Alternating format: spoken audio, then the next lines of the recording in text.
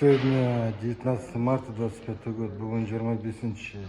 Ага, 19. 19 наурыз 25 жыл. Енді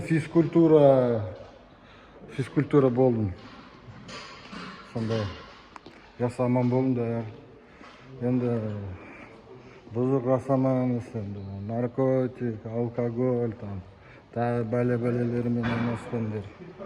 Айтпақшы, естіген шығарсыңдар. Кешке бүгін таңатқа шейін интернет дұрыстап жасаған жоқ.